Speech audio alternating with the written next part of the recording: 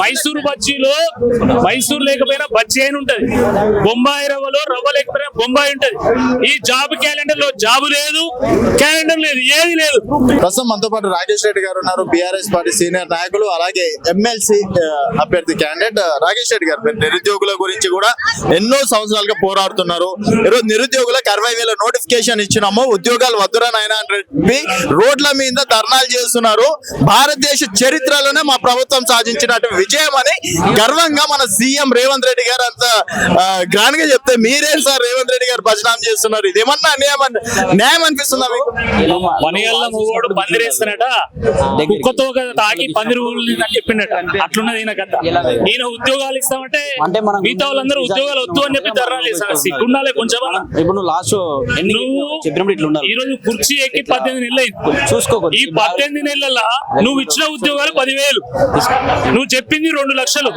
నక్కకు నాగలో కాకుండా తేడాలు పెట్టుకొని ఇంకా మళ్ళా బాగా పొడిచినట్టు మీ ఉద్యోగాలు ఇస్తామన్నా కానీ వాళ్ళు ఉద్యోగాలు తీసుకుంటారు. చలో ఇంతమంది 1000 మంది ఉన్నారు, ఇప్పటికిప్పుడు నియామక పత్రాలు ఎందుకు ఇస్తలేవు?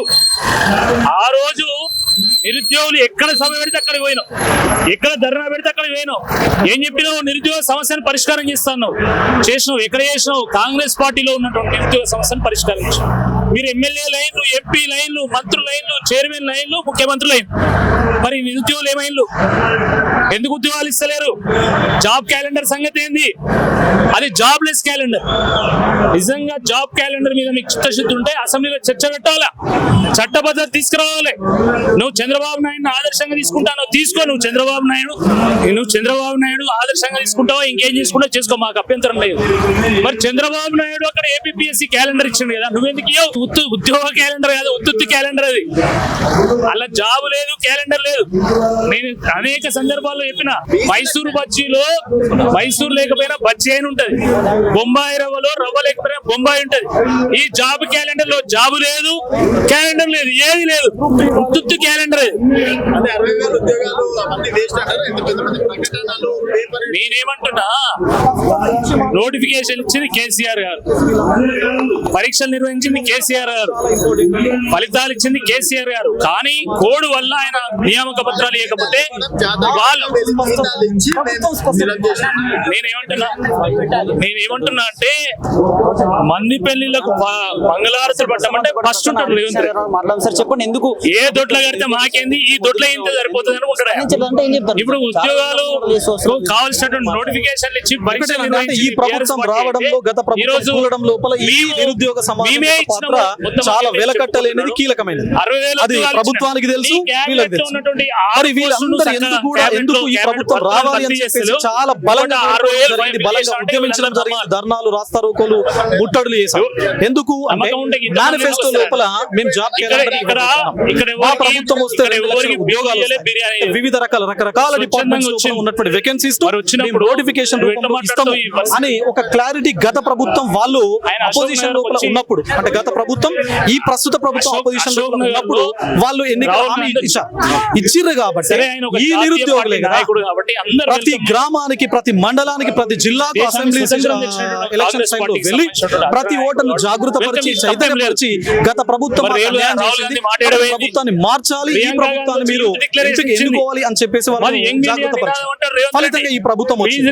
ఈ నిరుద్యోగులు నార్త్ తెలంగాణ పేరుతో, సౌత్ తెలంగాణ పేరుతో మరి వీళ్ళే కదా ఈ ప్రభుత్వం రావడానికి, ఈ ప్రభుత్వం ఏర్పాటు కావడానికి ఉండొచ్చు. మరి మెయిన్ పిల్లర్ గా, మెయిన్ ఫ్యాక్టర్ గా నిరుద్యోగ సమాజం అనేది ఉంటది. ప్రభుత్వాలు మారినా చిత్రం అదే మార్చడంలో వీళ్ళ పాత్ర. చెప్పండి, ఎవరికి ఏ స్కిల్ ఇస్తున్నారు మీరు? బడ్జెట్ లేదు కదా, బడ్జెటే లేదు కదా మీకు. టంగ్ అనేటువంటి పేరుతో ఈ 2-3 రోజుల నుంచి రైతు భరోసా ఇస్తున్నారు కదా. రైతు భరోసా ఇవ్వడానికి నిరుద్యోగులు గాని, నేను గాని వ్యతిరేకం కాదు. మీ దగ్గర బడ్జెటే లేదు, ఎలక్షన్ నోటిఫికేషన్ వెళ్తారు అని చెప్పేసి మీకు క్లారిటీ ఉన్నది కాబట్టి, మీకు ప్రజల వైపు నుంచి తీవ్రమైన వ్యతిరేకత ఉన్నది కాబట్టి వాళ్ళని కంప్లీట్ గా ఒక రకంగా వాళ్ళని బడ్జెట్ చేసుకోవడం కోసం రైతు భరోసాను ఇస్తున్నారు కదా. మరి గత 1.5 year మేనిఫెస్టో తయారు చేసి 2 ఏళ్ళు అవుతుంది. మరి వీళ్ళకి ఇచ్చినటువంటి 2 లక్షల ఉద్యోగాల మీకు సంబంధించి ఒక ఉద్యోగం అయినా ఇచ్చిర్రా? మీరు 60,000 ఉద్యోగాలు ఇచ్చినాము అని చెప్పేసి మీరు రవీంద్ర భారతి వేదిక ఎల్బీ స్టేడియంలో పెద్ద పెద్ద మీటింగ్ పెట్టి ఎంపికైనటువంటి ఉద్యోగులకు అపాయింట్మెంట్ ఆర్డర్లు ఇస్తున్నారు కదా. మరి ఈ ప్రభుత్వం వచ్చిన తర్వాత నేను ఒక నిజమే మాట్లాడతాను.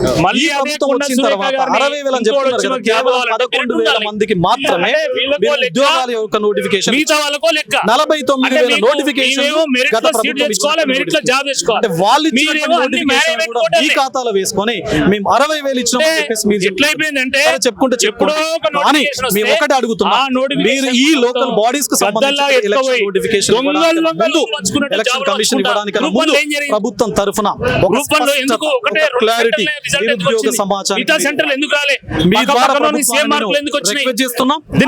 డిమాండ్ కూడా చేస్తాం, జాబ్ క్యాలెండర్ ఇవ్వండి. ఆ జాబ్ క్యాలెండర్ లోపల ఏ డిపార్ట్మెంట్ లోపల ఎన్ని వేకెన్సీస్ ఉన్నాయో ఏ నెల లోపల ఏ తారీఖున నోటిఫికేషన్ ఇవ్వబోతున్నారో చెప్పండి. ఏ నెలలో ఏ తారీఖున ఎగ్జామ్ పెట్టబోతున్నారో చెప్పండి. ఏ నెలలో ఏ తారీఖున రిజల్ట్ ఇవ్వబోతున్నారో చెప్పండి. ఏ నెలలో ఏ తారీఖున అపాయింట్మెంట్ ఆర్డర్ ఇవ్వబోతున్నారో చెప్పండి.